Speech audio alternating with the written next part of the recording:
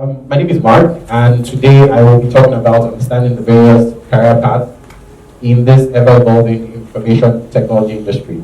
So, like she rightly said, she has helped people with different job roles, front-end, back-end, full-stack, mobile development, and stuff. And back in, I think the early, 2010, thereabout. I'm just going to move on to the next slide. So I started my career actually in 2010, but 2011 is the official timing for me. That's when I started earning a salary, like, paycheck and stuff like that. So 2010 is the official time. And I was hired as a web designer, right? Basically, I never used to smile like you guys back in the day. We never used to smile then, right? Because it was tough back then. Things are a lot easier now, and that's beautiful. In 2014, I got hired as a UI developer. So what's the difference? Like, hey, web designer to UI developer, right? In the space of 3 years, I changed my job title. Question is, was I doing basically the same thing? Yes, I was working with the same tools, but the title had changed.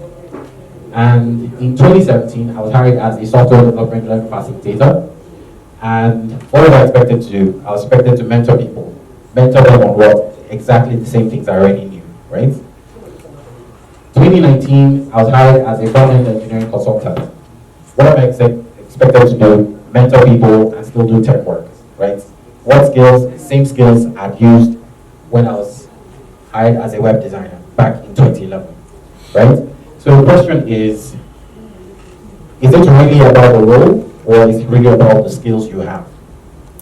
So that's the question. Who would like to answer? I think we'll make this a lot more interactive. Who would like to respond to that? Okay, shoot. Okay, what you can do with the skill you have. So he said the skills are relevant. So really not too much about the role title or the job title, but the skills are very, very important. So for this particular session, the main thing here is understanding. The keywords I picked out are understanding, career path, and then information technology, right? Who has been into this business for over 10 years? I've been programming, I've been a software developer, I've been writing code for the past 10 years. So what was your very first title, job role? That's a front-end developer. Okay, front-end developer. So as at that time, that name had become more popular in the industry. Back in the days, you were a web designer. You know, being a web designer. And the tools you were most likely used would have been Adobe Photoshop. Back in the day, your Photoshop could slice up your design and generate HTML for you. I don't know if it still does that. You're looking surprised. So your Photoshop could slice up your HTML and then you move everything to Dreamweaver. Dreamweaver was the IDE back in the day. That was the bomb back in the day. Now I guess people use Atom, VS Code and all the other, this is the definition I picked off the internet. The way that you progress in your work, either in one job or in a series of jobs. And what the key word for me here is progress, right? And we can all testify that progression is as a result of feedback, new learning, and then you making more progress. It's basically a loop, right? You get feedback, you learn more, and then you make progress. Now, feedback can either be positive or it can be negative, right? And feedback is as good as saying, I like the way you write code, it's easy for me to read, it's well structured and stuff like that. And then feedback could also be that I think you do not understand. Okay, never use that. I want to talk about ternary operators. Who has heard about ternary operators here? Okay, one person. Okay.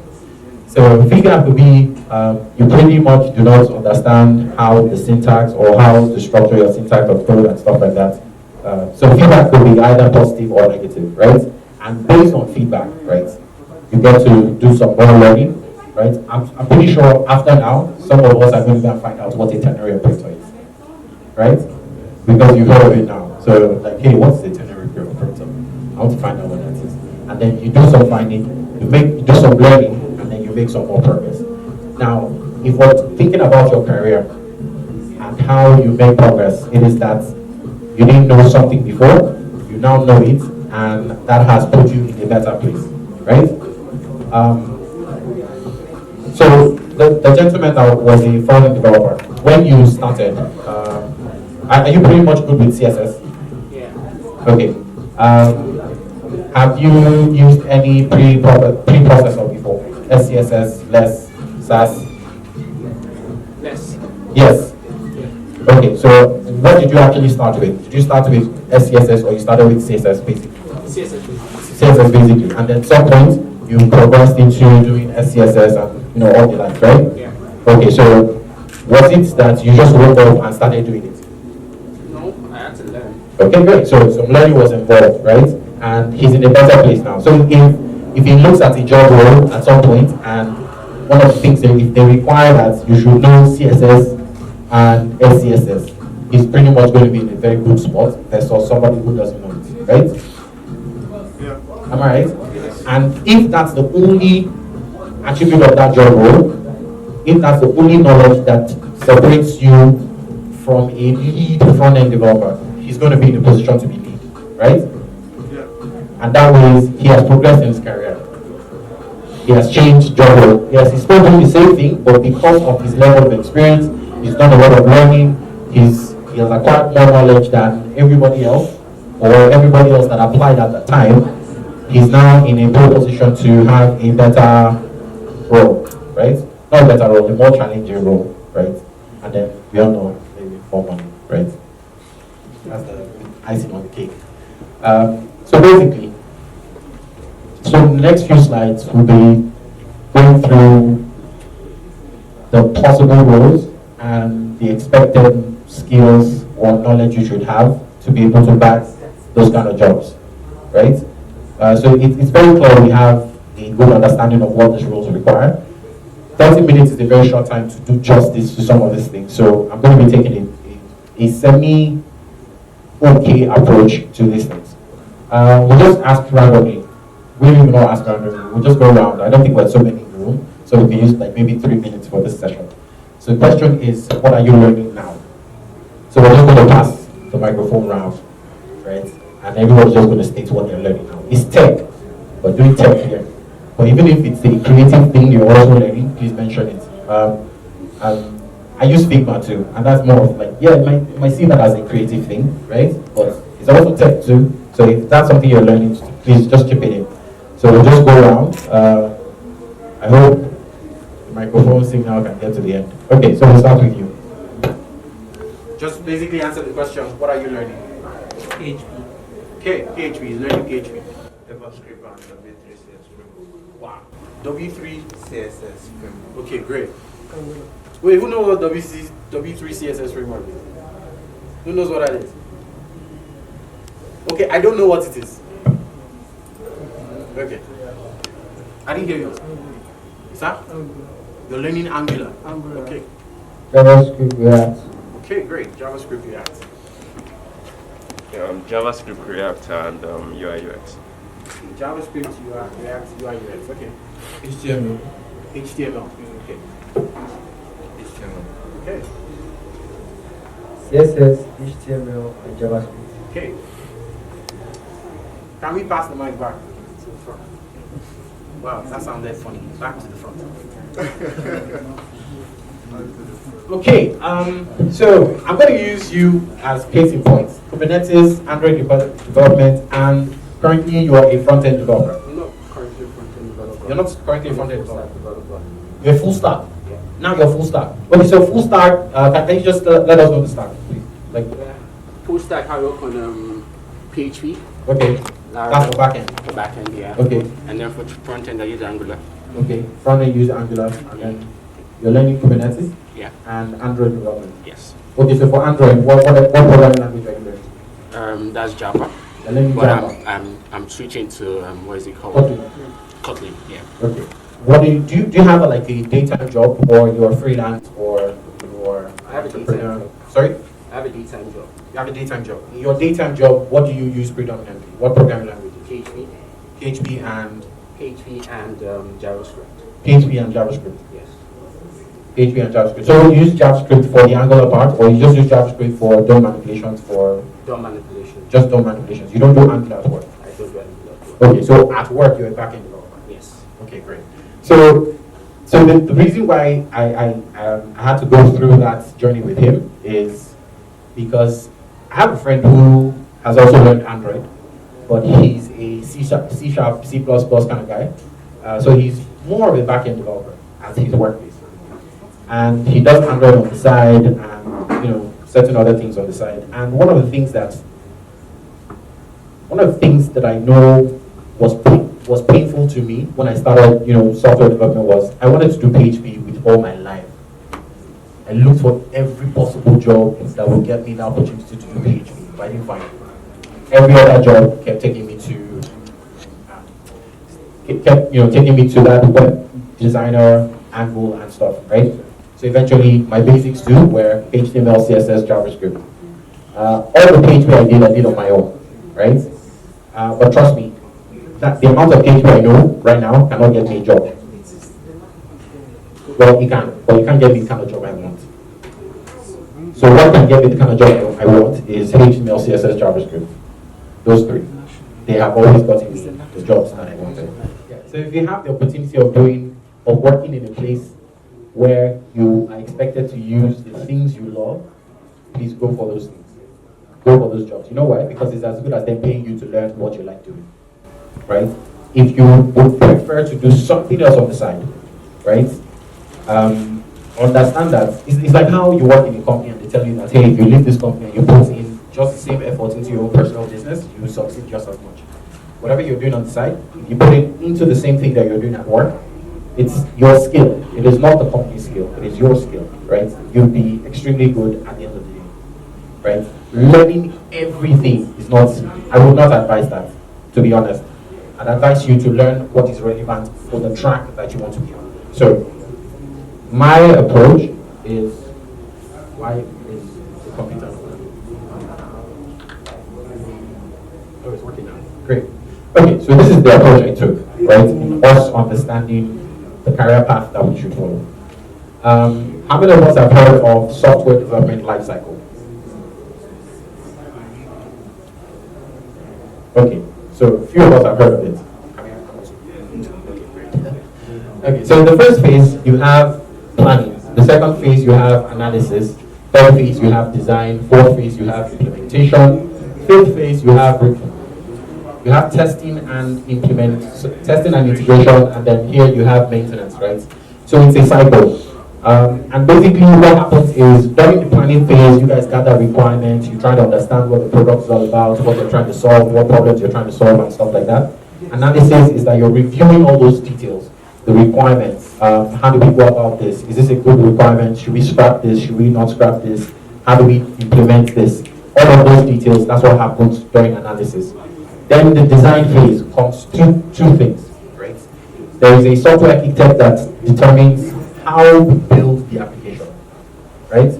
Or how we build that product. And then there is a team that decides on what the application would look like. Do you guys understand? Great. So there is how the application will work, then how the application should look like. So if you guys like what's a popular application you guys use on the internet? Facebook.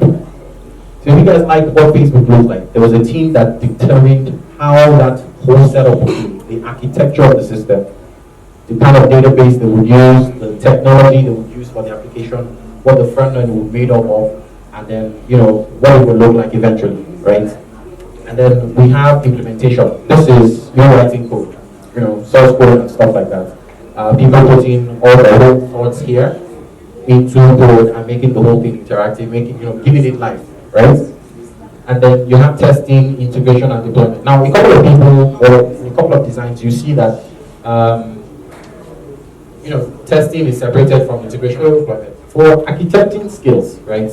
You need to have a sound knowledge of software development, understanding of coding standards, knowledge of architectural styles and patterns, and effective communication. So in here, what I've done is to put together a combination of soft skills and tech skills that you require for this particular career path. However, at this stage, for most of us, right? I do not think this is where we should be aiming at being a software architect, right? Because you need a number of years of experience in building software and certain other details before you become a software architect. However, if you are in line with your design side, right, and you have affinity for graphics, and you like to build products, right, I feel that this is where you're falling, and these are the skills for you. Attention to detail, empathy. Now, why is empathy important? Because you need to feel and think like who the end users are, to be able to think about their own, how they want to use the application, how they want to connect to the application, and then design that, right? And then there's communication. You need user research. You need to find out about your users, who these people are, and stuff like that. Information architecture basically means what do you put on the page where, right? So if you look at Facebook, you see there's a bar at the top, with the links there, there's a section on the left, there's a main section in the middle, and then another content section on the left, right? Somebody put all of that thoughts together and say, hey, this is how we're going to architect the information on the page, right? Wireframing and prototyping, and then also the design tools. There's Adobe Suite, there's Figma, InVision, and all those other tools that are necessary for where a UI designer is, right? So if that's where you want to be, these are certain of the skills that are relevant to you and some of the tools that you need to know, right? So yeah, so possible job titles, I put this here because, yeah, the whole design phase, those guys are relevant. And then, okay, sorry, mistake, QA engineer is not supposed to be there, right? He said it, yeah, it's not supposed to be there. Okay, so I don't move on. This is also not so clear, but because I don't have too much time, I have 5 minutes left, so I'm going to try and speed this up. So this is implementation, translation into source code. We have full stack, back end, front end. So I do full stack in my house. In my house. My office, I'm a front end developer. You have a question? So what's the difference between the full stack and front end, back end? Is a full stack both back end and front end? Yes. But is that response enough? Yeah. Okay. But most full stack developers don't like doing CSS. They don't like that creative part of being a full stack developer, right? May I have so I can grab it. But in my house, that's the only part. That's the only time I'm a full stack developer. In my office, I'm front end. Now, for me, I believe that if I can negotiate a certain amount to do just this, I don't need to do this for that same amount. Do you guys understand what I'm saying? Yeah. I'm trying to manage my life. Exactly. Yeah. Right? Don't kill me and make me do everything and still pay me the same amount. Let me do half and pay me the same amount. Right? So that's the way I try to see life. Right? If I can negotiate a good figure for being a front end developer, I'll negotiate that and do that job instead of being a full stack. And then, but if that's your passion, you want to be able to do everything yourself, why not if not? Right? Be a full stack developer. However, to be a full stack developer or a back end or a front end, there are certain skills you should know. The main one is the knowledge of the stack fundamentals, right? So for example, PHP, right? You need to understand the fundamentals, right, of PHP. All of that OOP and everything that is involved in, PHP, you need to understand that part. For JavaScript, so for those of you learning JavaScript, it's not a beautiful ride, but it's a very interesting one. JavaScript is such a language that when you expect it to do this, it doesn't do that. It does something else for you. This guy's nodding, as you have experience. It does that for you, right? But it's a very beautiful thing, right? It's one language that you can use on front end and back end at the same time. So why not if not, right? I do JavaScript. I don't do any other. When I tried PHP, it did not work. I just stuck to JavaScript that I already know, right? I just stuck to JavaScript that I already know. So basically, I'll just read this out. So there's attention to detail, holistic thinking, decision making, collaboration, willingness to learn, communication. So these are soft skills that you definitely need. Attention to detail is a very key thing. Very key. Someone tweeted this morning, how did I write React.component instead of React.components? If you look at it, if you look at the syntax of what he wrote, it's the same thing. The only difference is that the first time, the component was with a small c. The second one was with a capital C. And ordinarily, it should be React.capital C component, not React.capital C, small c components. Do you understand? Don't worry. It's a small attention to detail, and just that, I'm sure you must have gotten that guy stuck on that particular, feature for a long time. And that's just attention to detail. Holistic thinking is that you have to think of the entire application from beginning to end, and not just one small part. Because really and truly, just that small part that you missed, you overlook, can cause a problem for you somewhere else, right? So those are different skills. Now for tech skills, right? So you need to have knowledge of database systems, front end and back end. You need to understand how databases work. Yeah, so you have configuration management tools, software development lifecycle, algorithms, discrete math, and data structures. Data structures are very relevant for you. Queues, lists, all those things, they're very relevant for you guys. And it's something I feel that you should know. Okay, so we talked about implementation already. So this is for testing. So this is where we have software testers, QA engineers, and software developers also, because we need to test our own work before we ship it off to people that will test, right? So you need to understand how to test in different browsers. You need to understand different tools for testing, reporting, and communication. One of the things I know we don't like as developers is putting together a document. You guys, nobody likes that. Do you like typing? Yeah, just putting together, just write stories. It's not really friend. We don't like it, but really and truly, you have to do it. No, you have to do it at some point, right? Because really, see, you can't be a software developer all your life. At some point, you become a manager. It's better you learn it now than to now get there. You don't know, right? So you need to learn those things, right? Yeah. So I put here manual and automated testing tools. There's one called lambda test. Ability to read and understand code. So if you're a QA engineer and you don't write code, it is important that you know how to read code. You should see some people reading code and they read it like they're interacting with the application itself. Like, okay, here you're passing these variables. This variable is called name, and then it's parsing the name, taking the first name and last name. But it's reading code, though. This is reading the code that you're reading, right? So it's very good for you to understand code, basically, if you're going to be a software tester, right? And then deployment, going live. So there are people that, back in the day, we didn't have DevOps. Now there are people that are called DevOps engineers. When I first heard DevOps, I thought these people were evil people, but they're just the people that do all the deployments and stuff, manage the whole, deployment process and stuff like that. So they pretty much should know deployment tools, have an understanding of cloud services, configuration management tools. And usually it's good if you were a software developer or if you have software development experience and then you're also a DevOps engineer. It just makes life easier for you and also for your team, right? Possible job titles, yes, but software developers, backend developers mainly do those things. Front-end developers, we hardly do all these kind of things, but it's good that you know it, right? Because really and truly, I think the world is going to a place where you also have to write your own tests. If you have to write your own test, means you have to interact with continuous integration tools like Circle CI, Jenkins, and Travis. So you have to know these things too. Basically, all I've been trying to say today is identify the right career path for you and do your best to stick to it. The reason I say do your best to stick to it because sometimes peer pressure, we can switch along the line. All your friends are doing Node.js, you're the only one doing PHP. Why are you doing PHP? And they're discussing Node.js, telling you about Express, telling you about stuff, and you're like, you have to do this Node.js over.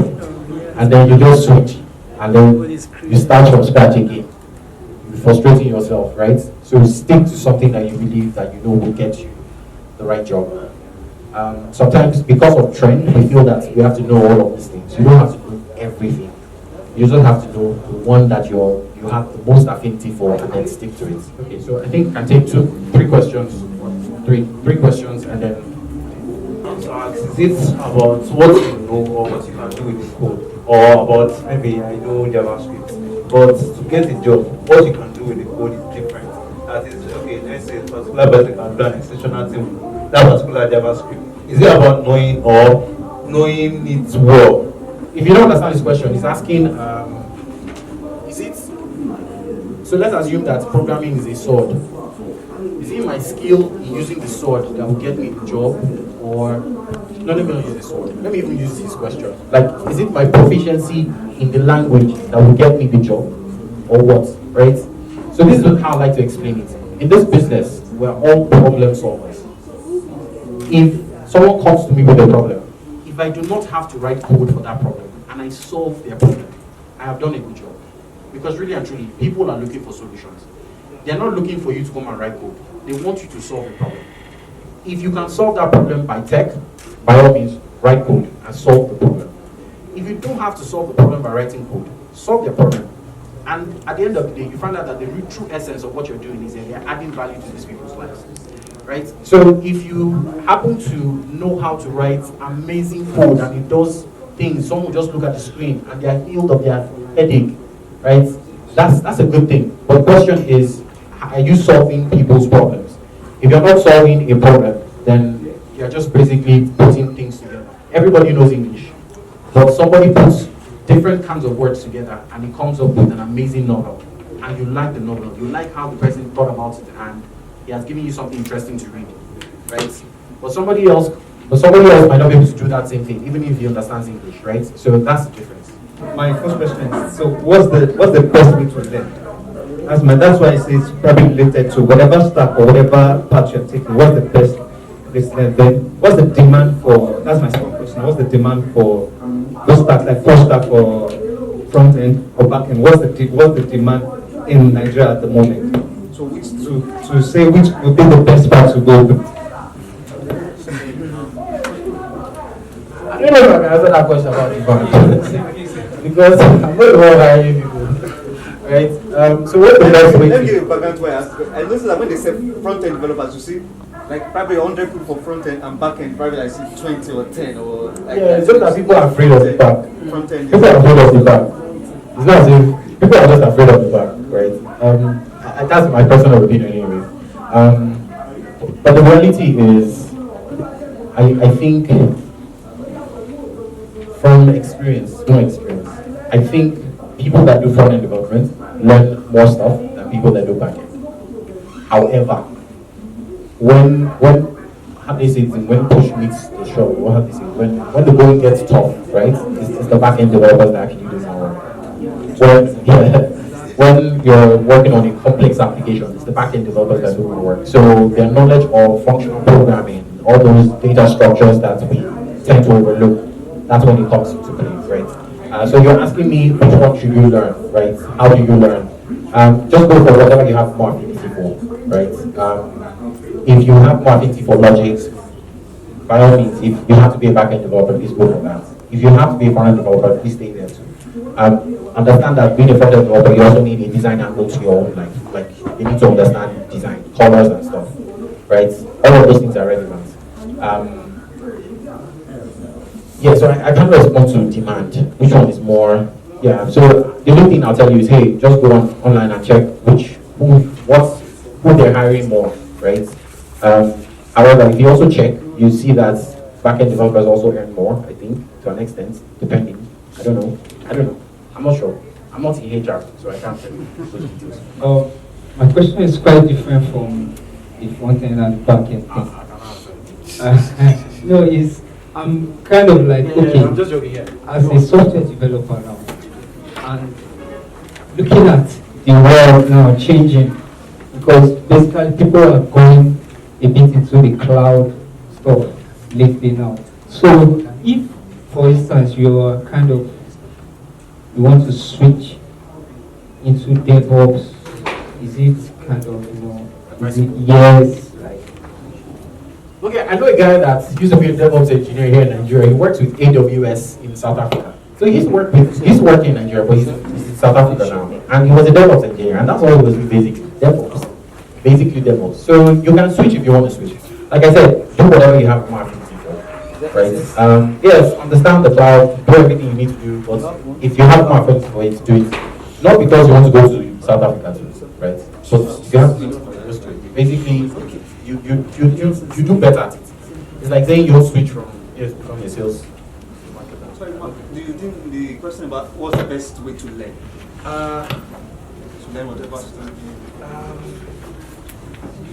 to go online or to see people, Well, to meet people? one, you need people. You need a mentor at some point. The internet can answer all your questions.